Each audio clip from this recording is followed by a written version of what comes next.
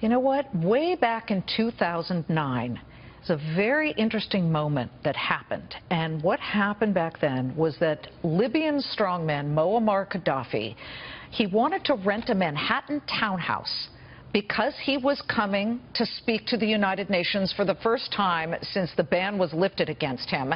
And his people called my next guest, who was a broker with Douglas Elliman Realty. Gaddafi's representatives lied and said they were with the, quote, Dutch delegation, and would Jason Haber rent them a place.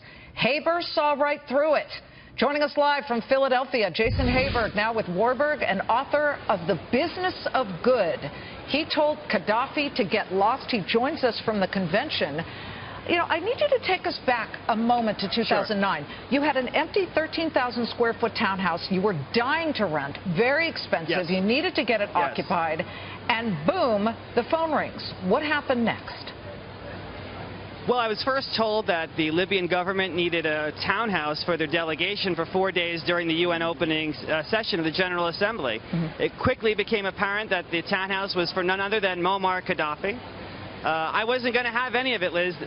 Immediately, once they told me who it was for, I said, listen, you can have the townhouse for free, and I'll tell you what, I'll waive my fee. Have it for nothing.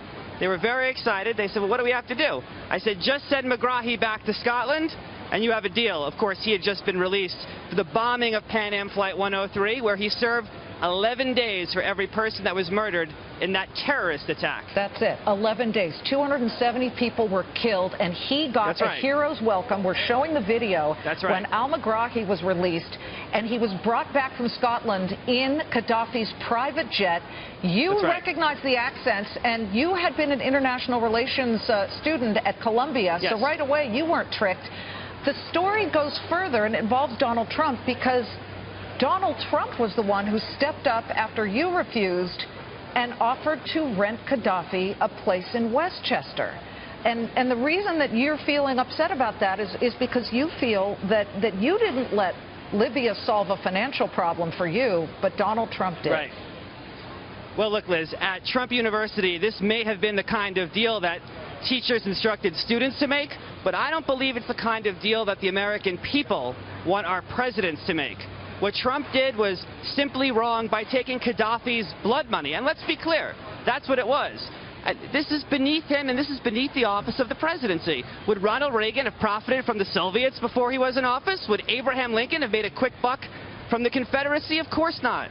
But Donald Trump didn't flinch, and that is why I feel he's unqualified to be president. Amazingly, he got the money, and then Gaddafi was not allowed to stay there because there was such an outcry from the town. I do have to just quickly ask you, we're running out of time, but look, somebody might say on the other side that foreign governments that don't exactly have the best human rights records have donated to the Clinton Foundation when Hillary was Secretary of State. How do you counter that? I mean, Hillary did not profit from any of money that went to the foundation. We're talking about someone who literally made money, in this case $150,000, and bragged about it. Donald Trump. And instead, the way to do it would have been to say, no thank you. In America, we have higher ideals and higher standards. I'm not going to take the money. You know what? And Jason got thank you letters from families of victims of Pan Am Flight 103 for not taking the money. It's great to see you. Good luck with the book. The book is called The Business of Good. Jason Haber, Warburg Realty agent. Great to see you. Thank you very much. Good to see you, too. Bye.